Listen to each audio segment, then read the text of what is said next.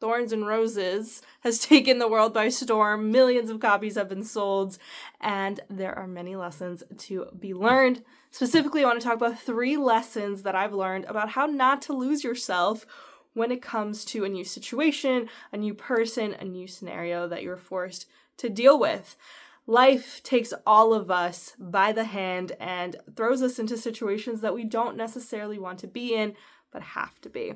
And how do we deal with it other than doing the best that we can? But is there a way for us to guide that best so that we don't get lost and people don't take advantage of our weaknesses or prey on what we've been through?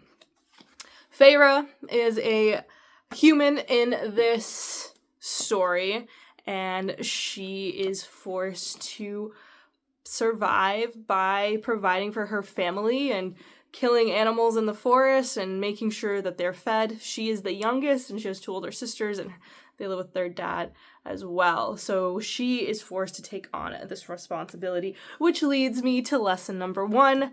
When you have to take responsibility, understand what it actually is that you're taking on. There's a lot of responsibility that we have to take on as people. We have to feed ourselves and dress ourselves, go to a job so that we can afford a life. And there are other responsibilities that are not yours to take on. And if you do take them on, they are not yours to endure forever. Now, what does that mean? You, in a child-parent dynamic, are the child, and a parent is supposed to provide for you. It was unfair that Feyre had to take on the responsibility of providing for her family. Now, is that because she was the only one capable enough, the only one willing to step up and do it? Her father just wasn't able to because he was injured. Whatever the scenario is, you have to look at it from the reality of what is happening. What is it that you are being forced to face in this moment, and is it yours to carry? Is this burden yours to walk with? Now, what might be more relatable to you is, do you have a sibling who isn't making as much money, so your parents are favoring them? Are you the one who is expected to show up for all your friends, and yet when you're going through something, nobody's there for you because you're the strong one and nobody needs to help you because you'll figure it out? How are you taking responsibility for other people in their lives that you aren't being given the same respect or the same amount of time? Are you always the person who is forced to step into the position of being strong and taking care of others?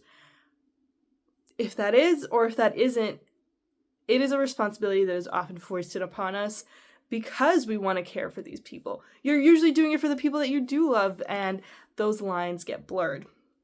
But one thing Feyre could have done is realize that it wasn't only her responsibility to save her family and to be there for her family. And she took on a lot of responsibility, which is why she was so sad and depressed and spiteful all the time. She couldn't enjoy her life because she was always giving to others. Now, if that is something that we are constantly facing, it's going to be very hard not to lose ourselves with all of these people because we are forced to take upon that role.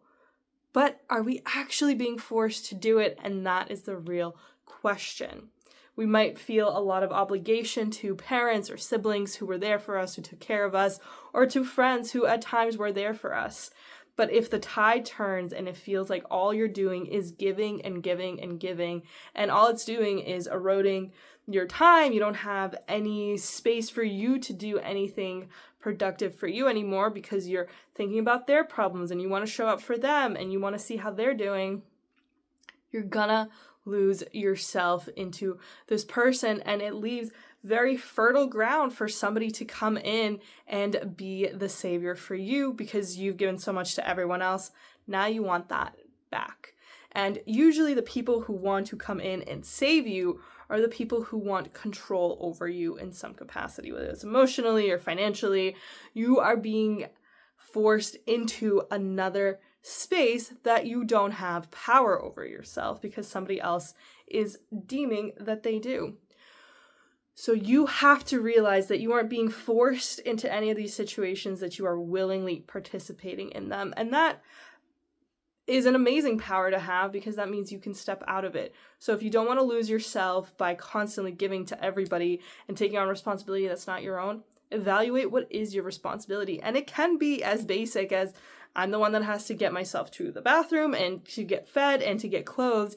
And if that is where you're starting with, then that's also where you're ending with, that those responsibilities are also the only ones I need to focus on. You do not need to take care of every single other person in your life other than the responsibilities you have willingly chosen, like children or pets or plants.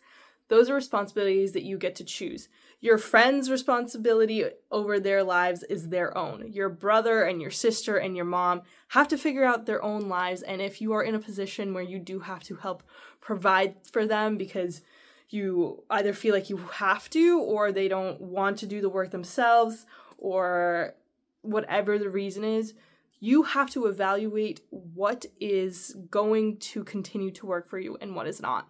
Because at the end of the day, this is your life, and all of those other people got to choose what life they wanted. They got to choose to go into drugs instead of getting a good job, or not going to school for a good major and not having a well-paying job. Those were their decisions. And yes, sometimes we have more information than others, and that is why we make different decisions. But at some point, these people had the opportunity to realize, man, doing drugs just it's not working for me. Going to the mall all the time and spending a bunch of money just isn't actually working. They had the ability to reevaluate and readjust their decisions wherever they're starting from, whether they have very little money or access to a lot. It is not your responsibility to live their life for them. It is a responsibility that is not yours. We can't take control of other people's lives. We can only take control of our own, and we'll actually see the return on investment of doing so. When I read more books and work out more and eat better food, I see the return on that. If I force somebody else to go to the gym and eat better, I don't actually see those results, except for the resentment towards me that I made them do something, or I told them they had to do this, or I pushed them away because I told them that I didn't actually like the person they were with. Whatever it is, take that energy and control and put it back on yourself. You don't need to go into a crazy diet or read 1 million books a day. Just take your power back and realize that the only responsibilities that you have in your life is to create the life that you want. Everybody else has the same opportunity and same directive. This is our one chance. Don't spend it handing it over to everybody else and their beliefs and being hurt by you not being there as much for them. That's their problem to deal with as well, because we cannot continue to show up for everybody that isn't showing up for us. I had to learn that very clearly this year. I lost multiple jobs this year, and there was not a single person who was applying for jobs on my behalf, who was dealing with the fallout of losing everything I understood about my identity, or who had to rebuild that identity again, who had to find the willingness to stand up and say, you know what, this happened and it's up to me to get out of it. All the people I knew stopped talking to me, and everybody who stayed could only help so much because it wasn't their thing to deal with. We can offer support and a willing ear, but we cannot do the work for anyone else. Nobody could do the work for me. Nobody could motivate me to get up and to do the work, or to find another job, or to be open enough to have friends again, and to trust people, and to understand that the trust isn't within them, that they're not going to hurt me. It's within myself, that I will be okay no matter what happens. And that is lesson number 2. The trust cannot be that somebody else is going to be there to take care of you, to want to offer you a life. The trust isn't that they're not going to hurt you. The trust is that you're going to be okay no matter what happens. And the way you build trust with yourself, which is not what Feyre did at all, is you have to make promises to yourself and to keep them. She was constantly making promises and then taking them back. She didn't want to give her sisters as much money as she did, and she ended up giving them. She was mad that her father wouldn't step up and do anything, yet she still went and did stuff for him and cared for him and all of this. You have to make promises to yourself, and then you have to keep it, so that when other people don't keep promises to you, you are able to look at it and be like, you know what? I keep promises to myself. I get up when the alarm goes off. I read the books that I want to. I eat the food that makes me feel better. I keep promises to myself. And you, this person who shows up late, doesn't care if I'm upset or not by their actions, who really could care less if I could afford the thing or not, you're not keeping promises to me. You're not showing up for me. You're not allowing me to be who I want to be. And now when Feyre did go to the land of the Fae, she was forced to face this reality that this is what it is right now, and I have to be okay with it. She had to do it to make sure her family would be okay. And when she realized they were, she allowed herself to care more about her captor. And that's where the fantasy world and the real world kind of end, because we do not live in the land of Beauty and the Beast. When you get taken and swooped in by a person who isn't good for you, who has intentions that they're not sharing with you at the beginning, that is something that you need to realize is as not good. Tamlin, forced Feyre to live with him in the hopes that we later on learn would break some curse. Very Beauty and the Beast. She needed to love him before the last day that it was possible, and the curse would be broken. Whatever. We do not live in a fairy tale. That person isn't going to save you from your life. That is not their responsibility. And if you are trusting this person to do that, absolute power corrupts absolutely, and they will take that power and take advantage of it and say, you know what? All right, if I get to choose what happens next, what happens tomorrow and the day after, then I have a lot of power, and what are you going to do? Just leave? That is why your trust cannot be that somebody else is going to come and save you. The prince isn't coming to save you. A prince isn't going to be the one that changes your life for the better, because they never show us what happens after happily ever after. They don't show us the hard work that goes into taking care of a relationship and caring for another person and growing a love with another person. It just doesn't happen. And we know this. And of course, when we fall in love, our thinking part of our brain shuts off. And that is so that nature can continue to procreate. That's why your decision-making brain shuts off when you fall in love. Or you think you've fallen in love, because all the chemicals are there. But at the end of the day, the trust has to be that you will figure it out. And I had to trust myself and rebuild that trust. And to look back and say, this wasn't working, and I can see it, and I saw it then, and I didn't act on it. So faced with the same decision, what am I going to do? Is my trust going to be in another person, in another reality, or am I going to pull back into myself and say, you know what? I actually don't like that behavior, that text, that message, that decision that this person made towards me. And you get to reevaluate other people's positions in your life, because you are constantly reevaluating your position within your own life. And you have to do that. You have to look at the data and then readjust as necessary. All right, well, I get up at 5 o'clock every single day and I go to the gym, but I'm really tired by mid-morning, and then I crash and I feel like I need to take a nap, and then the rest of my night is useless. Well, you tried it for 3 weeks to get up at 5. Maybe week 4, you try something else. But you have to reevaluate.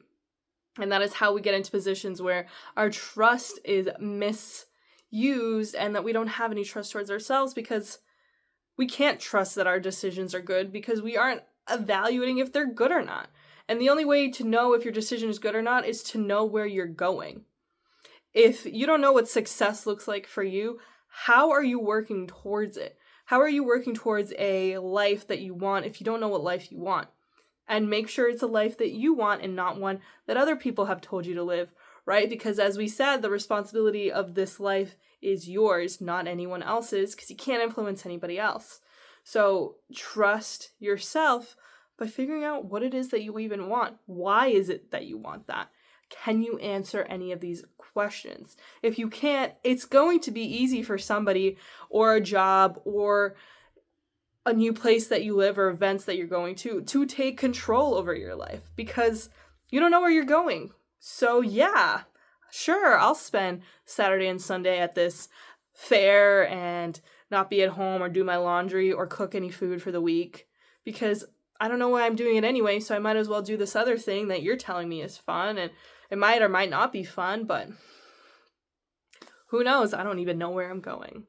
So where are you going and why? That'll make your decisions a lot easier for you to continue or to reevaluate or to readjust, to pivot, to move in a different direction.